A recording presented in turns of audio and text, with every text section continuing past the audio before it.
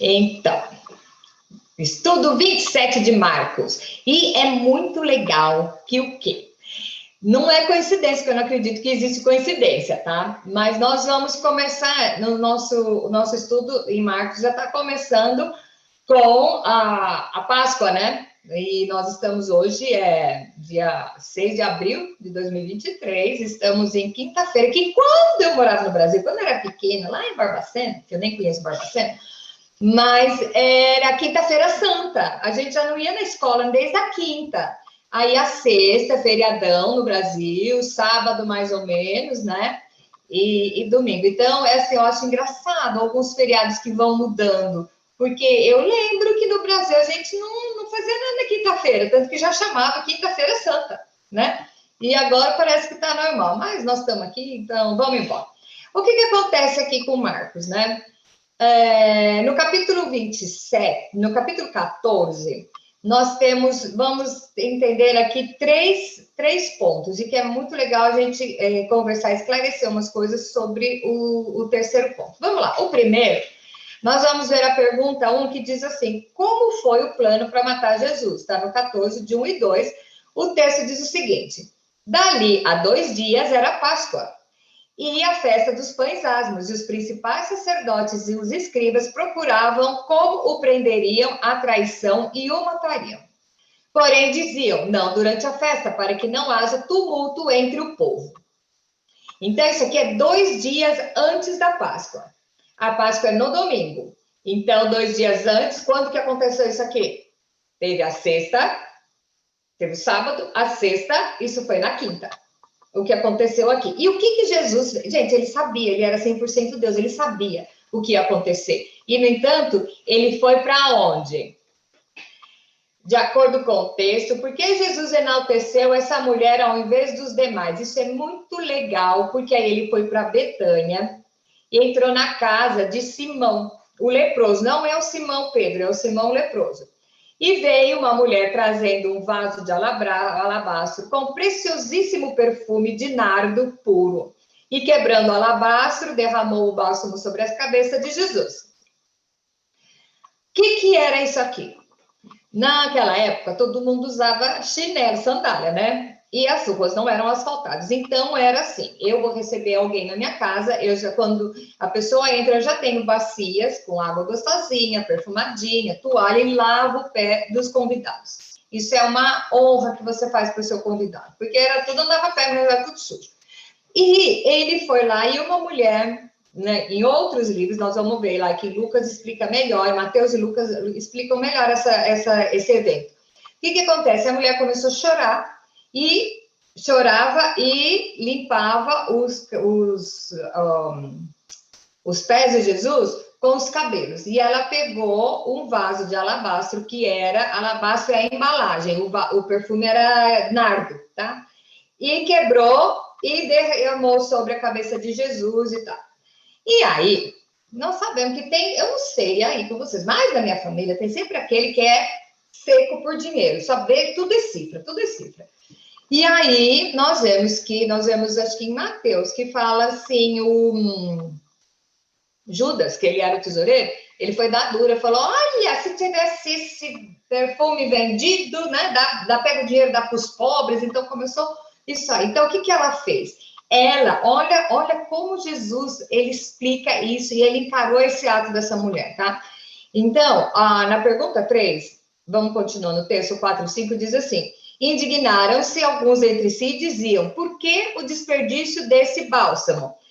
Marcos fala entre eles, mas Lucas fala bem que era Judas, tá? Porque esse perfume poderia ser vendido por mais de 300 denários e dar-se aos pobres, e murmuravam contra ela. Porque também ela não era, assim, digamos, uma senhora de boa conduta, ok? E como era para meter o pau em Jesus, qualquer coisa, pegaram isso aí. E aí, o Jesus pega, a pergunta qual o paralelo de Jesus entre a mulher e os demais? E aqui é uma chulapada que Jesus dá, que eu amo.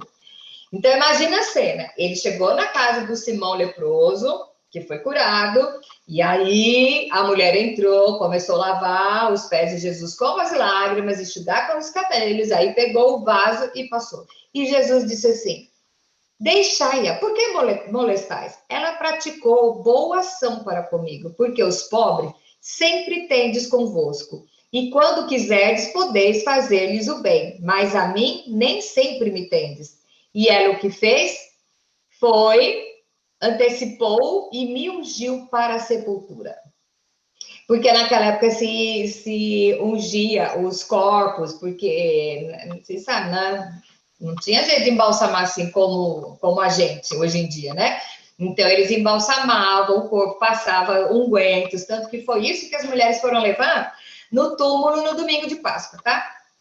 E aí, Jesus pegou e ficou assim, indignado com a dureza do coração do povo. Acho que ele já estava pensando, meu, daqui a 2 dias eu vou morrer, eu vou embora. E essa turma não entendeu ainda.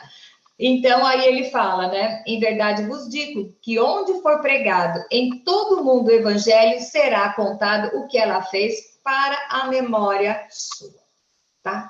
Então, o primeiro passo para o sofrimento de Jesus começou com essa mulher ungindo o corpo dele, desde a cabeça, tá? Foi um sinal de honra e até uns falam, se ele soubesse quem era essa mulher, ele não deixava. Você acha que ele não sabia? Claro que ele sabia, porque o evangelho está às portas, à vista de qualquer um que se arrepende. Todo mundo, não existe pecadinho e pecadão, gente. Não é porque ela era uma prostituta, que diz nos outros evangelhos, diz que ela era uma prostituta, que ela não tinha direito de se arrepender e ali adorar o Senhor. E eu falo isso sim, dentro das nossas igrejas, vamos deixar de ser hipócrita. Chegou um filhinho fedido, você não quer. Ai, amigo, meu coração é aberto a todo mundo, mas chegando na igreja, senta um que não toma banho do lado, você troca. Ou então chega alguém que é perdido, você começa assim, aí eu não vou falar com ela, porque vai que, né? Então, diga-me com quem tu andas, né? Então, é bem assim, é ótimo, porque crente hipócrita tem um monte de frase de efeito, tá? Mas você tem que ver que o amor cobre tudo isso. Então, aí o que acontece? O primeiro fato da morte de Jesus, do sacrifício, foi essa mulher com esse bálsamo que era, todo mundo fala que era o bálsamo de alabastro, não, alabastro era o vaso, que era uma como se fosse uma porcelana caríssima, tá?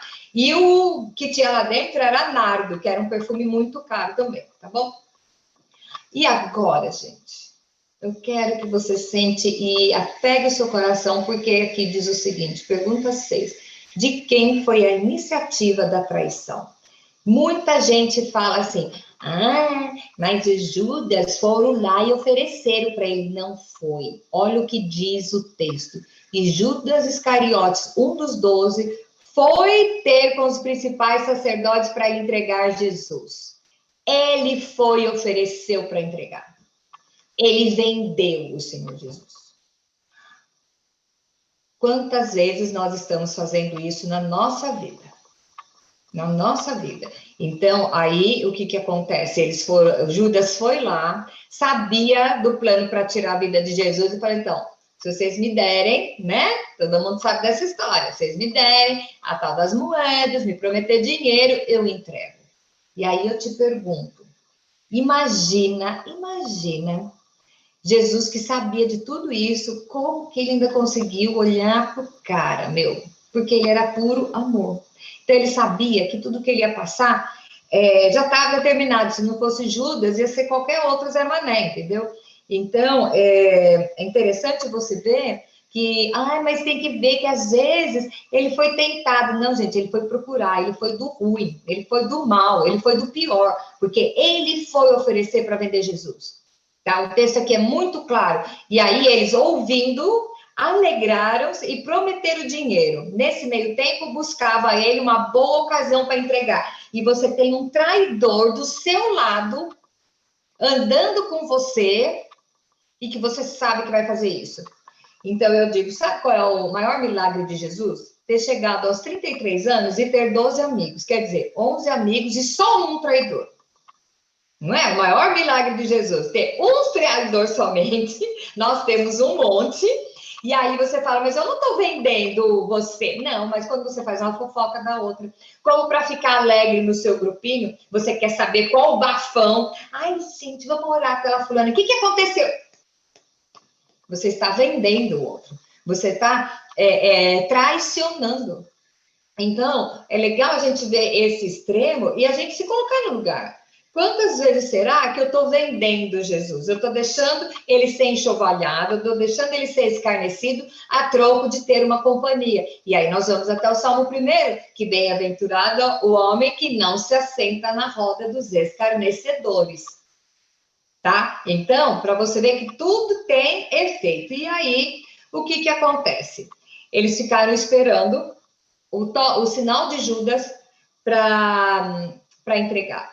E aí, eu vou explicar para vocês. Na sequência, é claro que todo mundo conhece a sequência, conhece os fatos, mas eu vou colocar em ordem cronológica para a gente poder saber qual é o projeto de Deus. Então, nós vamos dizer o seguinte: as professoras, assim, eu fiz magistério, por incrível que pareça, eu fiz. Nós aprendemos a ensinar as crianças, tá? Do todo. Então, primeiro você faz a alegoria, você faz a historinha, para depois você chegar na lição, certo? Então, é do todo para as partes. E você vê que Deus fez isso com o povo. Você pega a Bíblia lá no Velho Testamento e você vê que é tudo uma coisa. A nossa Bíblia, ela é canônica, porque todos os capítulos, tudo são um completa o outro. Não há interpretação diferente, não há contradição, tanto que alguns livros, que é muito interessante você ler, que é, por exemplo, o livro dos Macabeus, é um livro histórico maravilhoso, mas por que ele não está no cânon bíblico? Por quê? Existem algumas coisas ali que, de repente, não coincidem com toda a ideia da Bíblia, então acredito que pode ser uma falha. Então, só foi acoplado os livros que se concordam entre si, tá? Então, tá bom. Aí, o que nós vemos? Mas isso eu não estou dizendo que você não pode ler. É legal você ler, porque você vê uma outra visão. Mas existem algumas coisas que são contrárias à unidade da Bíblia, tá? Então, o que acontece? Eu vou explicar para vocês do jeito que eu expliquei para minha aluna, a mexicana, essa semana, que foi muito legal, porque ela acabou de vir, de conhecer o Evangelho, então eu falei, eu vou parar o nosso estudo e hoje eu vou te explicar a Páscoa. E eu fiquei muito encantada de ver a posição dela, assim, uau! Ai, gente, é tão gostoso você ver uma pessoa, assim, deslumbrada com a palavra, né? Então, vamos lá, vamos lembrar.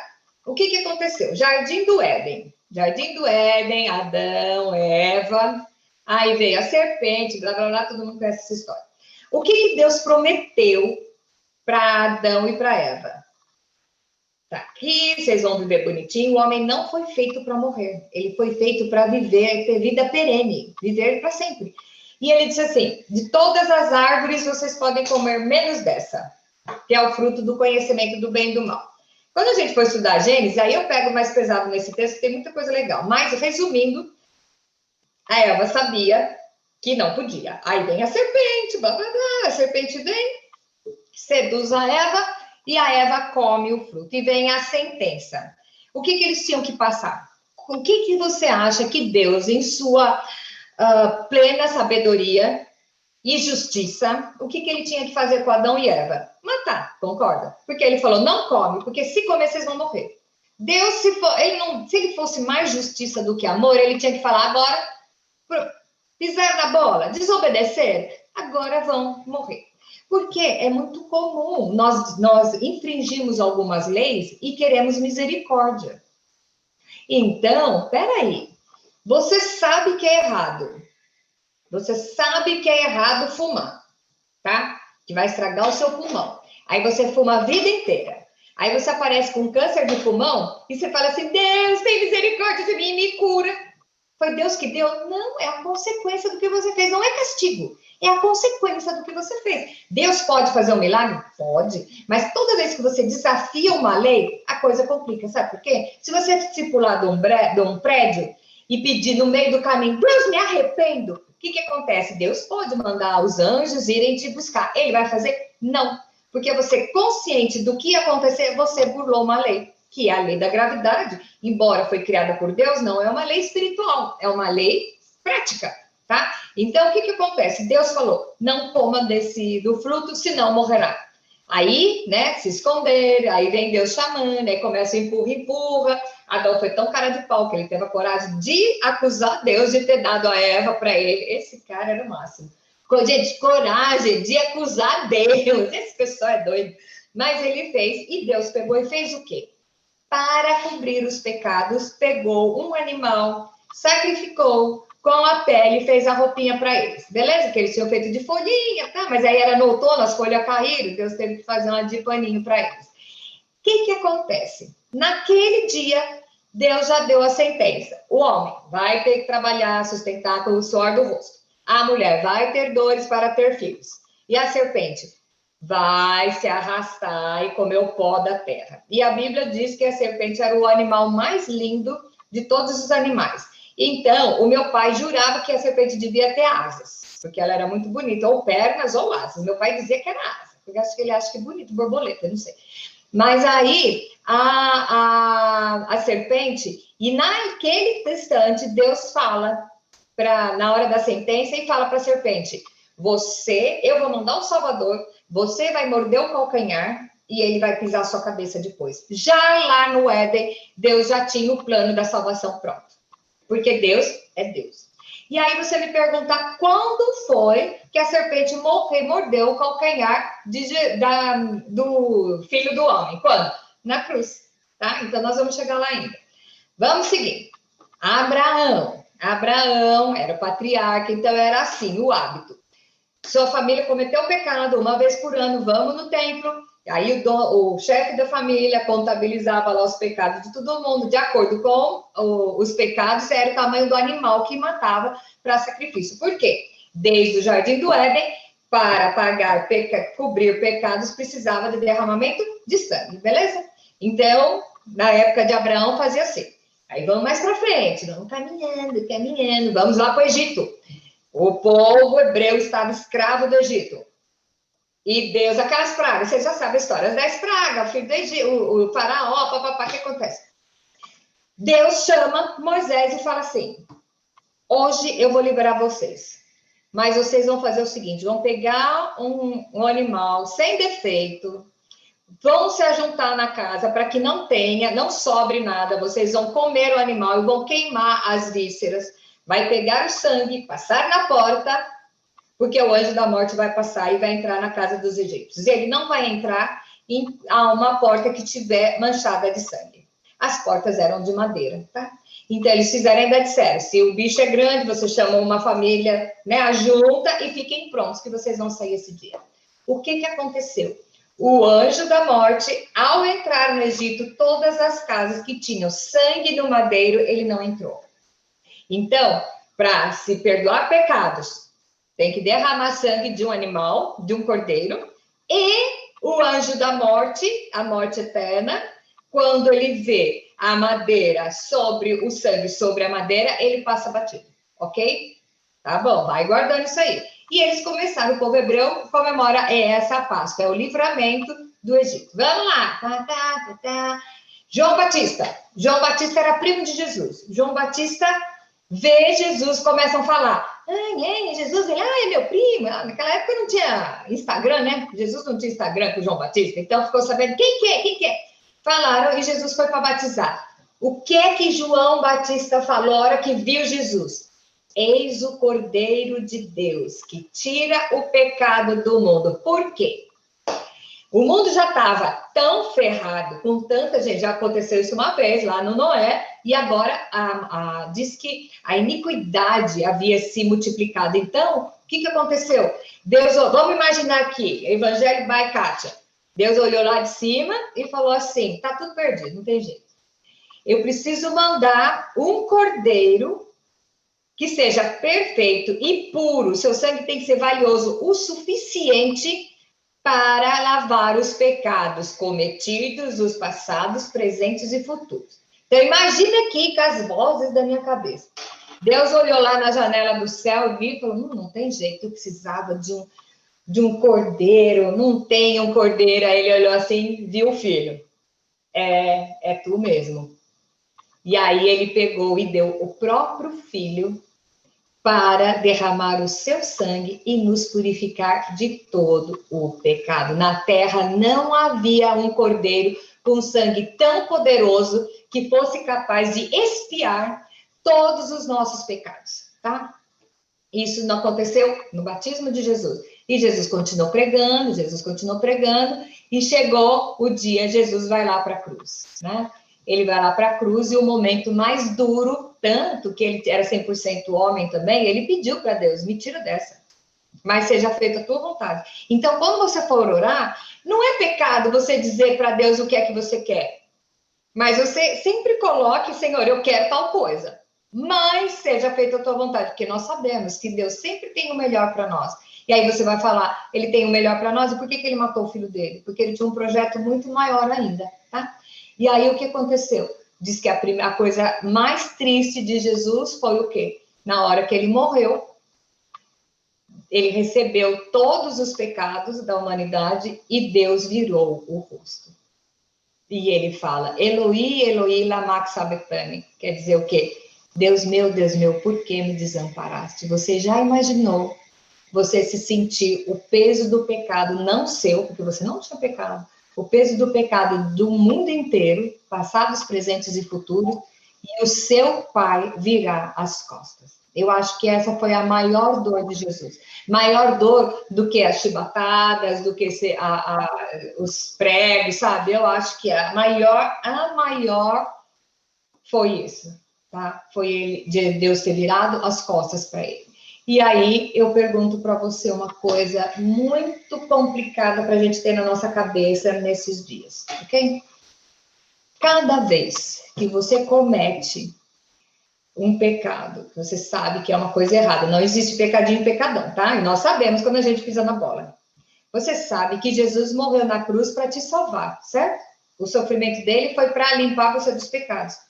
E cada vez que você continua cometendo um pecado, você está botando mais um cravinho dele lá. Você já parou para pensar nisso?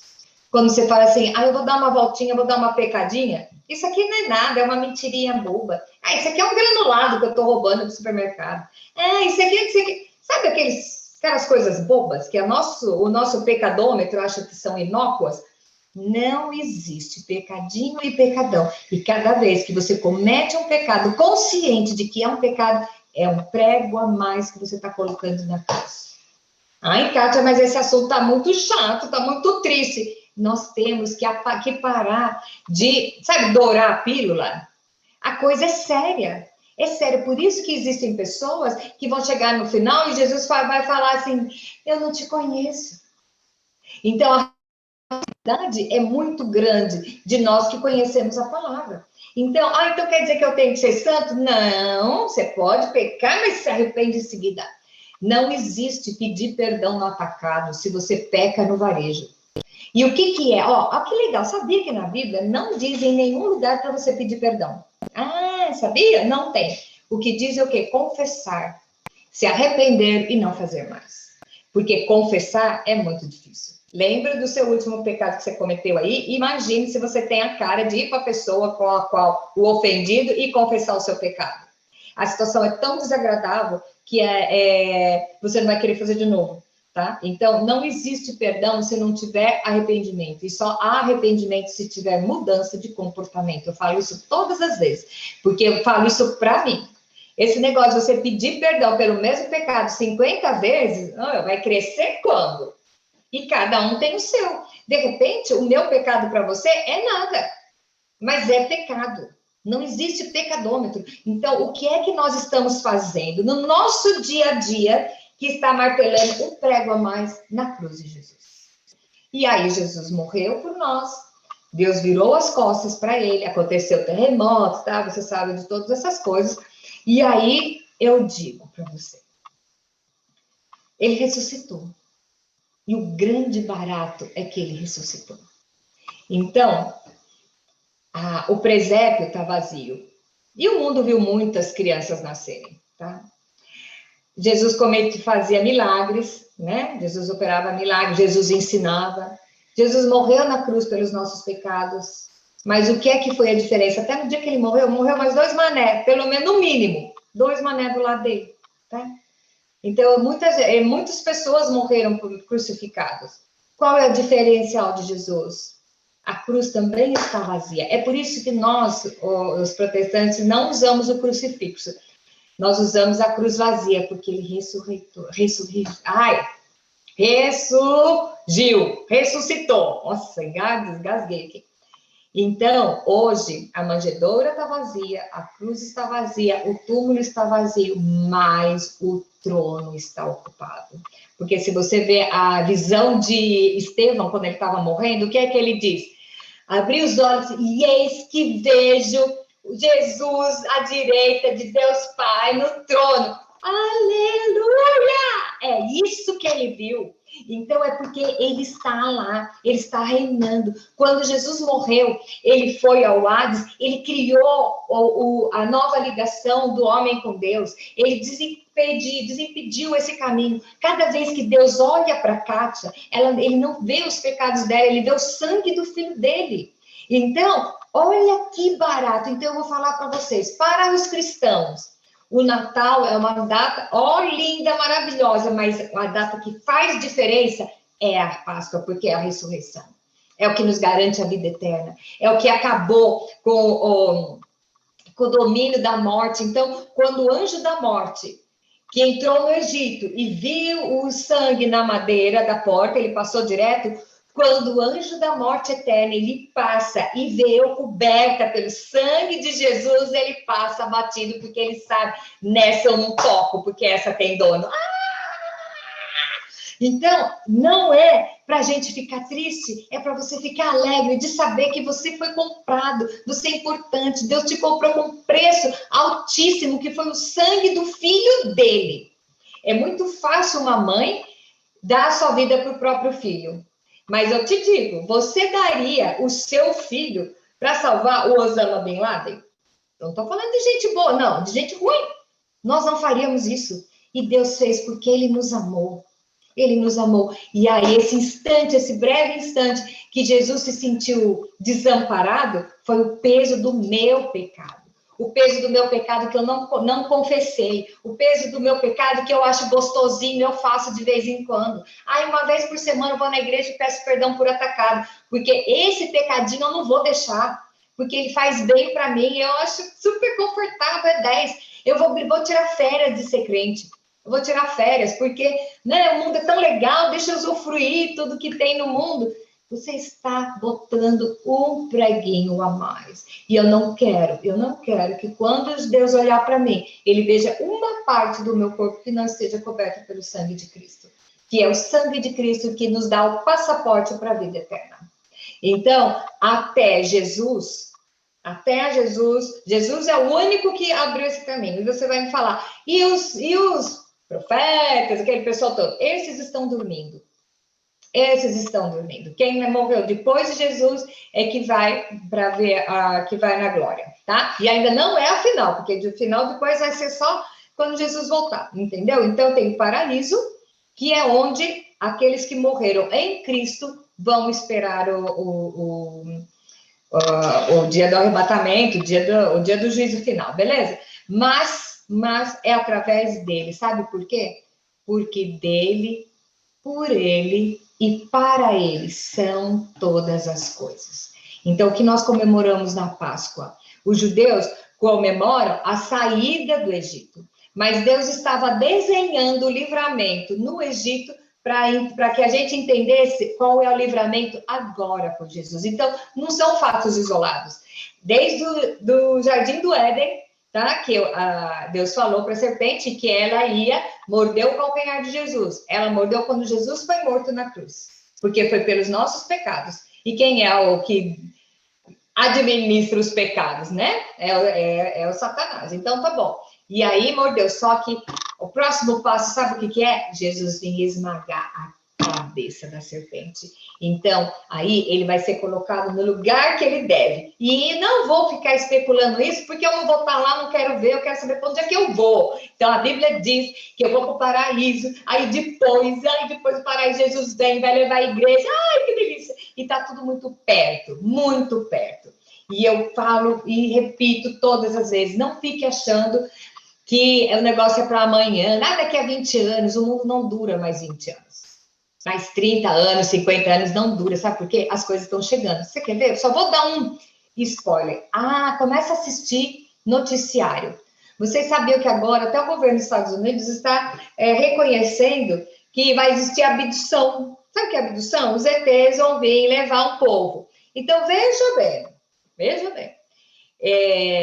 A Cleide é uma crente, estuda e fala para mim, vai ter.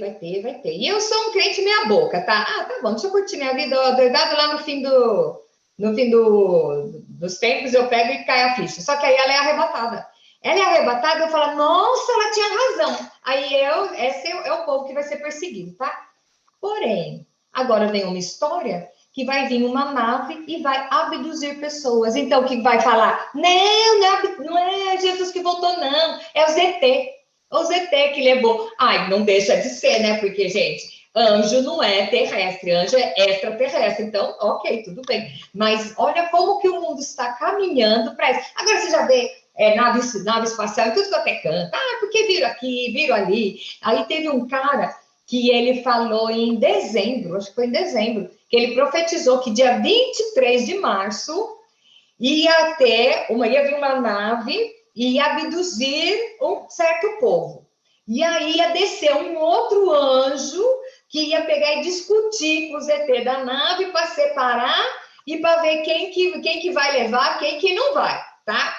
Então, que coisa linda! Então, até perdi o rumo aqui. Então, aí o que acontece? O cara que preveu isso, né, em dezembro, e passou dia 23 e não aconteceu. Por quê? Se nem Jesus, quando ele estava aqui, foi dado para ele conhecer a data, então não vai ter. E a Bíblia ainda diz, Jesus fala lá no estudo, você pode ver lá no estudo de Mateus, tem lá. E vai acontecer quando as pessoas não estiverem esperando. Quando parar de falar, todo mundo acomodado, aí vem os ET. Foi ET que levou, não é Jesus nada, entendeu? Então, vamos ficar esperto. Eu falo, arruma mala, só que não vai adiantar, que você não pode levar mala. Então, vai sozinho. Por isso que a porta é estreita, para não carregar as maletas, né? As mochilas, nem os ramos de flores que possivelmente a gente receba, né? Assim, no meio do estudo, né? Então, é um negócio assim que acontece. Bom, então, voltando aqui. O que eles celebravam a Páscoa? Você vai entrar em Êxodo 12, de 1 a 14, e aqui explica exatamente a Páscoa do judeu.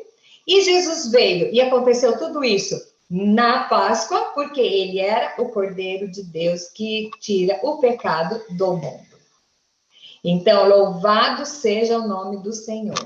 Porque a gente estuda, é para ficar com medo? Não. É para ficar mais feliz ainda, porque você está vendo que as coisas estão acontecendo, e a palavra diz que Deus nunca desceu alguma punição, algum ensino para o povo sem avisar antes, tá? E ele está avisando, Maranata, vem Jesus. Então, o último versículo aqui do Êxodo diz o seguinte: e o sangue vos será por sinal, na casa em que estiverdes, quando eu vir o sangue passar por vós, passarei por vós, e não haverá entre vós a praga destruidora, quando eu ferir a terra do Egito.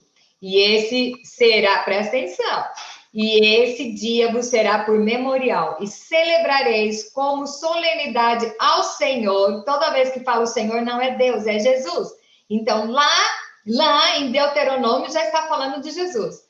Nas vossas gerações e celebrareis por estatuto perpétuo. Então, eu não entendo judeu mesmo, tá? Eu não entendo. Agora tem um povo que é cristão judaísta. Então, eu não sei o que acontece com isso, tá? Porque a salvação vem através de Jesus. A Bíblia é muito clara, dizendo que é por ele e para ele são todas as coisas. Então, não se desespere, vamos aproveitar esse dia de Páscoa. Na sexta-feira, né? Existem pessoas que se privam de alguns alimentos e tá.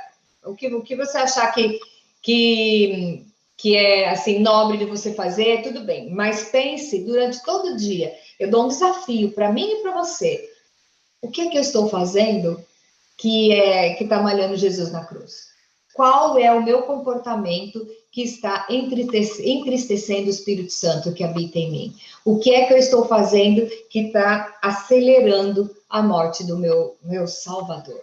Então, Jesus, ele veio como um bebê, aí depois ele foi um mestre, depois ele foi um curador, depois ele foi um mártir, aí ele foi um ressurreto, e ele quer ser o Senhor da sua vida. Você que escolhe que cargo você vai pôr Jesus na sua vida. Ele não vai deixar de ser quem ele é, simplesmente porque você não quer dar o posto para ele. Ele é ele. Ele é ele. É você que não é nada sem ele. Nossa, que legal, né? Ainda vocês ficam aqui ouvindo e ainda chuto o balde de vocês, mas eu me ponho nesse pacote, tá? Então, vamos aproveitar esses dias, vamos pensar exatamente tudo que nós passamos. Eu vou colocar no canal de novo a mensagem que eu fiz no ano passado, está fazendo um ano da Páscoa, que chama O Domingo Vem Aí, e eu quero que você tenha curiosidade, entra lá no canal do YouTube e veja de novo O Domingo Vem Aí, que aí você vai ver o que realmente aconteceu e como nós vamos viver esses dias, tá bom? Que Deus abençoe a vida de cada um de vocês e que nós estejamos cada dia mais cobertos com o sangue de Jesus e esperando o dia de cantar a vitória. E é por isso, só um parênteses, é por isso que nós, os cristãos, celebramos o domingo. Porque domingo foi o dia, era o primeiro dia da semana, e foi o dia que Jesus ressuscitou. Então, é o dia da nossa vitória, que a morte foi vencida, e o pecado foi vencido na cruz. E nós estamos no time que venceu. Uhul! Então, vamos comemorar e celebrar realmente a vida, a vitória de Jesus no domingo de Páscoa. Um beijo grande para vocês.